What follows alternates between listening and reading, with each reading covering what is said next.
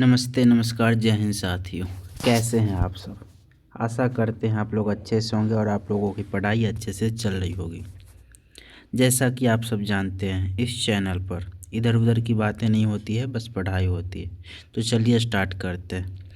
आज का हमारा टॉपिक है पृथ्वी की आंतरिक संरचना। पृथ्वी की आंतरिक संरचना।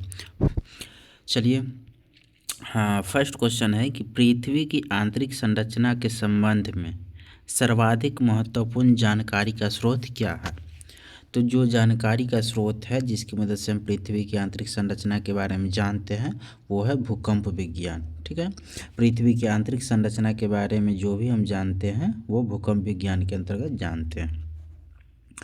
हाँ, उसके बाद है कि पृथ्वी की सबसे ऊपरी परत के लिए सर्वप्रथम सियाल SIAL शब्द का प्रयोग किसने किया था? तो ये किया था स्वेस ने। पृथ्वी की सबसे ऊपरी परत के लिए सियाल शब्द का प्रयोग जो है वो किया था स्वेस ने सबसे पहली बार। उसके बाद है कि पृथ्वी की 3 संकेंद्री परतों में ऊपर से दूसरी परत का नाम क्या है? तो उसको हम लोग सीमा कहते हैं, SIMA। पृथ्वी की 3 संकेंद्री परत जो होता है उसमें दूसरी परत का नाम जो है वो सीमा है। यहाँ पे आप देख सकते हैं ये जो परत है ये फर्स्ट वाला सियाल हो गया, सेकेंड वाला सीमा होता है और लास्ट वाला एक नीफे होता है। इसको हम लोग क्रस्ट, मेंटल या फिर कोर भी कहते हैं। सबसे ऊपरी परत जो होता है वो सियाल होता है, मध्य में सीमा होती है और फिर लास्ट में सबसे नीचे पे नीफे होता है। चलिए, पृथ्वी के केंद्र में पाए जाने वाला चुंबकीय पदार्थ क्या है? पृथ्वी के केंद्र में जो होता है वो निकेल पाया जाता है। पृथ्वी के केंद्र में पाया जाने वाला चुंबकीय पदार्थ जो होता है वो निकेल होता है। नेक्स्ट क्वेश्चन है कि किसे वाइट ऑफ द अर्थ कहा जाता है? तो वो मेंटल को जो है वाइट ऑफ द अर्थ कहा जाता है। White of the earth mental, white of the earth mental को कहा जाता है। नेक्स्ट है कि मेंटल में किन तत्वों की प्रधानता होती है?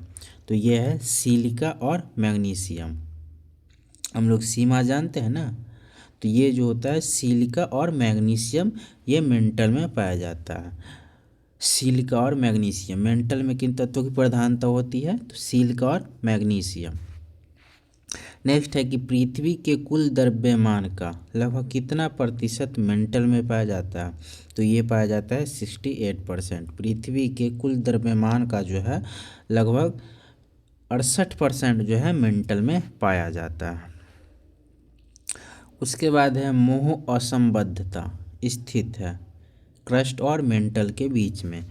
क्रस्ट और मेंटल के बीच में मोह असंबद्धता पाया जाता है। क्रस्ट और मेंटल के बीच में जो है यहाँ पे मोह असंबद्धता पाया जाता है, क्रस्ट और मेंटल के बीच में। ठीक है, उसके बाद है पृथ्वी के कोर में किस तत्व की प्रधानता होती है? तो लोहा और निकेल की। पृथ्वी के कोर में, ठीक है, पृथ्वी के कोर की अगर हम बात करें तो यहाँ पे नीफे होता है। नीफे यानी कि निकेल और फेरम यानी कि लोहा, यानी निकेल और लोहा की प्रधानता होती है पृथ्वी के कोर में, जो कि सबसे लास्ट का होता है। पृथ्वी के कोर में किस तत्व की प्रधानता होती है? तो लोहा और निकेल की प्रधानता होती है। नेक्स्ट है कि गहराई में वृद्धि के अनुसार महाद्वीपीय भूपटल के विभिन्न परतों का सही क्रम क्या है? तो गहराई में वृद्धि होगी तो पहले परतदार, फिर ग्रेनाइट, फिर बेसाल्ट। इस प्रकार से जो है विभिन्न परत पाई जाती है। पहले परतदार, फिर ग्रेनाइट, फिर बेसाल्ट। उसके बाद है भूपर पट्टी पर पाए जाने वाले विभिन्न तत्वों की मात्रा का सही अवरोही क्रम क्या है? भूपर पट्टी पर सबसे पहले जो है ऑक्सीजन पाया जाता है, फिर सिलिकॉन पाया जाता है, फिर एल्युमिनियम, फिर लोहा। ऐसे इसका क्रम है। हम फिर से देखते हैं, भूपर पट्टी पर पाए जाने वाले विभिन्न तत्वों की मात्रा का सही अवरोही क्रम क्या है? तो ऑक्सीजन, सिलिकॉन, एल्युमिनियम और फिर लोहा। तो ये थे आज के मोस्ट इम्पोर्टेंट क्वेश्चन। आशा करते हैं आपको अच्छी लगी होगी।